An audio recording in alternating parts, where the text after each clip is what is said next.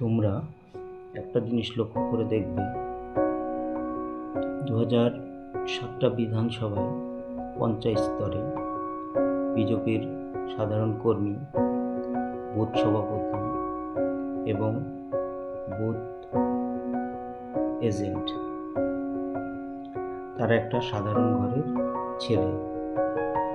না তাদের বাবা চাকরি করে, না তারা 5টা ভাই, না তাদের প্রচুর অর্থ আছে, না তার বাবা একজন প্রমোটার। তারা হলেন একদম সনাতন ধর্ম অবলম্বনকারী একজন দেশপ্রেমিক।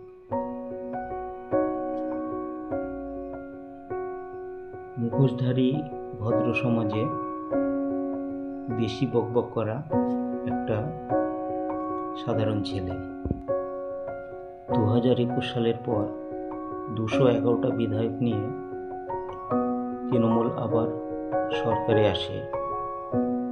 বিজেপি থেমে যায় 77-এ। বিগত 5 বছর ধরে বিজেপির হয়ে যারা কাজ করছে তাদের মধ্যে অন্যতম হলেন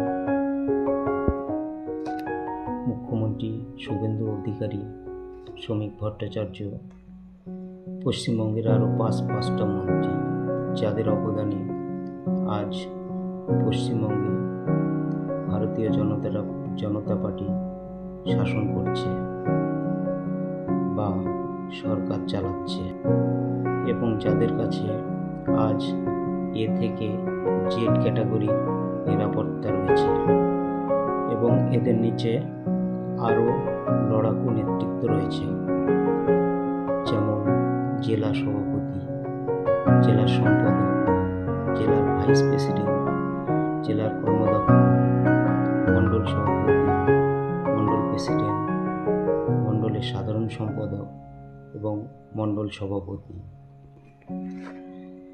কিন্তু একবার ভাবুন তো, এই 207টা বিধায়ক যদি তৃণমূল পেত,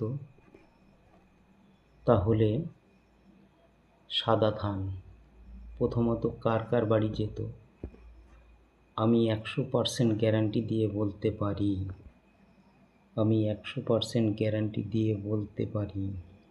বুথ সভাপতি এবং বুথ এজেন্টের বাড়িতে 4ঠা মে রাত্রিবেলায় এই ধানগুলো পৌঁছে যেত, এবং পরের দিন থেকে রং লাগানো সাধারণ ভোটারের বাড়িতে বা ঘরে আগুন জ্বলত। প্রাণ বাঁচাতে রাজ্য ছেড়ে ভিন রাজ্যে পালিয়ে যেত। তাই বলছি, ওয়াকফ বিল পাস হওয়ার পর জেলা ছেড়ে ভিন জেলায় পালিয়ে যেতে হয়েছিল এই হিন্দুদের। আর সেই হিন্দুদেরকে দেখে যারা জীবনকে বাজি রেখে সর্বপ্রথম ভারতীয় জনতা পার্টির সামনে এগিয়ে এসেছিল আপনার এবং আমার মতো সাধারণ ঘরের ছেলেরা, কোনো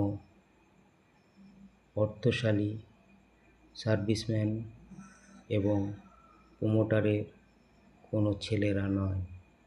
তারা এদিকেও ছিল এবং ওদিকেও ছিল।